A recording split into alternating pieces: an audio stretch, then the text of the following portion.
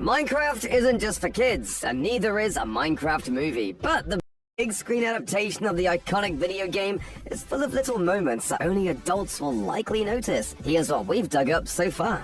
Go on! Get out of here! It's probably asking for trouble to try to find any consistency in a Minecraft movie, but we're genuinely curious what that old miner's deal was at the very beginning. We first meet Steve as a child who yearns for the mines, but his efforts are hampered by an old miner and a sign that reads, "Absolutely no children allowed." We suppose it's good the old miner is so dedicated to enforcing child labor laws. Steve returns to the mine as an adult, and the old miner still has a problem with him. With a full beard, he's very clearly not a child any longer, which appeared to have been the reason for his reluctance to let him in the mine. The miner even attacks Steve, forcing him to jump out of the way to finally enter his glorious mine.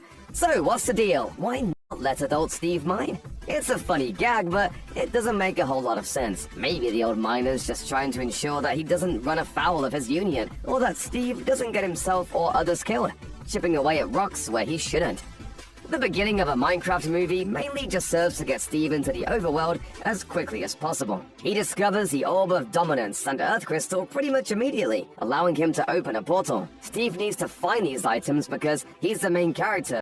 But that old miner and others like him have probably been working in the mines for decades at this point. How did they never find these items? Steve only has to chip away at one wall slightly to uncover it. So one would assume the miner would have already found every treasure that could be down there. Perhaps the angry old miner just isn't interested in glowing blue cubes. He has a job to do, to mine for coal, and that's apparently his sole focus. He's not going to take on extra work for nothing, and honestly, we can respect that mindset. Clock in, clock out, get your bag, king. Kids love tater tots, but they might not understand the tot references in a Minecraft movie. Directed by Jared Hess of Napoleon Dynamite fame, for a brief period in 2004, everyone was wearing Vote for Pedro t-shirts and asking each other for tots. Pauline, give me some of your tots. No, go find your own. Come on, give me some of your tots. No, I'm freaking starved. I didn't get to eat anything today. Hess seemingly pays tribute to his cult hit in a Minecraft movie, with several references to the beloved snack. Natalie makes a tater tot pizza for Henry to enjoy, and later in the film, Henry uses a single tot as a component of a tater tot gun once he learns how to craft in the overworld.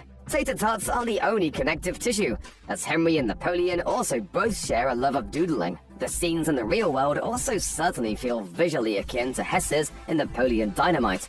But that's not the only place where he may have laid out some references. When Garrett the Garbage Man Garrison takes on the chicken jockey, they're in a wrestling ring, which feels like a nod to Hess's 2006 film Nacho Libre, also starring Jack Black.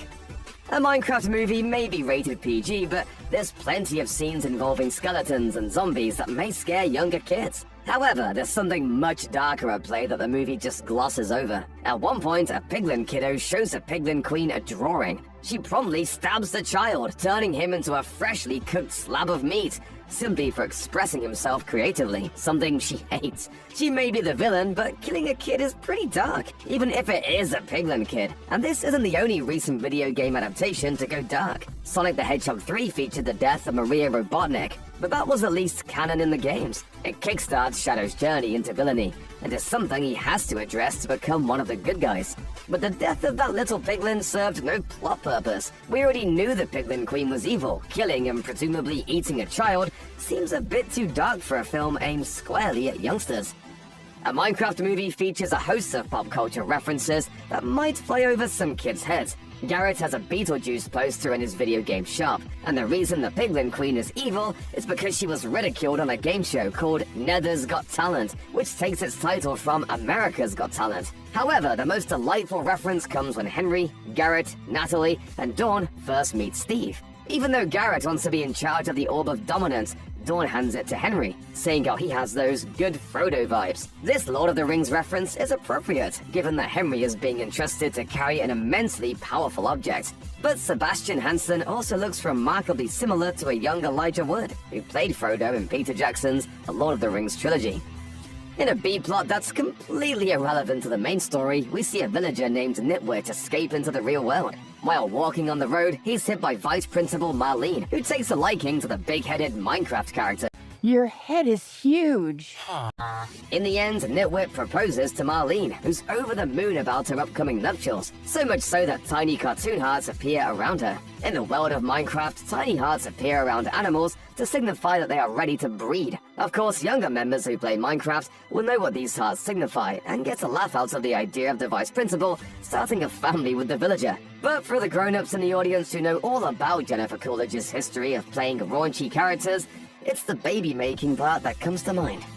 Throughout his scenes, Nitwit speaks in the villager language, Standard Villic. It's basically a bunch of gibberish that Marlene nonetheless takes a liking to.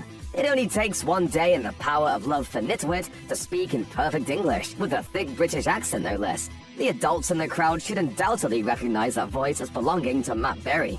Berry has a lengthy filmography, bringing in his signature talents to shows like The IT Crowd, Portlandia, and Community.